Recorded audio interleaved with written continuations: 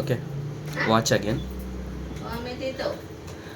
మనకి ఇలాంటి టైంలో ఎన్ని డౌట్స్ వస్తాయంటే, ఇప్పుడు మార్కెట్లో నాకు ఫస్ట్ వచ్చిన డౌట్ ఇది, ఒక రౌండ్ కిందకి వెళ్ళి తర్వాత ఫాస్ట్గా పైకి వస్తుంది అనేది ఫస్ట్ డౌట్ నా మైండ్లోకి వచ్చింది.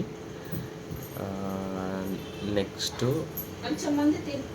స్టాక్లు 2 స్టాక్లు నెగిటివ్ ఉన్నాయి కాబట్టి ఫస్ట్ కిందకి వెళ్ళేసి తర్వాత పైకి వెళ్ళాలనేసి మనం అనుకుంటున్నాం.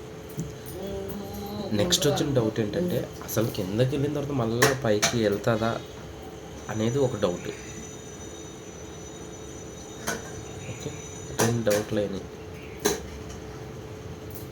ఒక స్టాక్ పాజిటివ్ ఉన్నది కాబట్టి వెళ్తుందనే ఒక హోపు ఉంది. సరే, ఒకవేళ కిందకి వెళ్ళిన తర్వాత మళ్ళీ పైకి వచ్చే వరకు వెయిట్ చేద్దామా అంటే అప్పటికి మన నమ్మకం ఉంటుందో లేదో కూడా మనకు తెలియదు.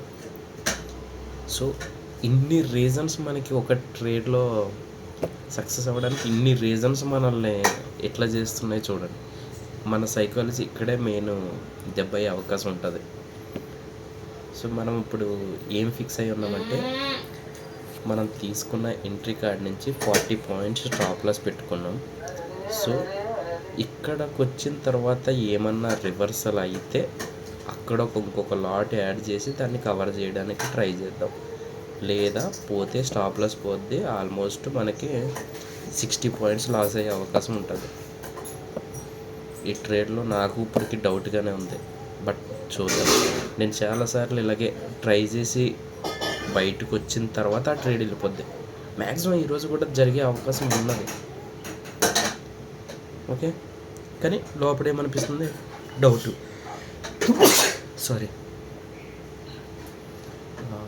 ఇంకోటి కూడా ఏదో చెప్తాం అనుకున్నా.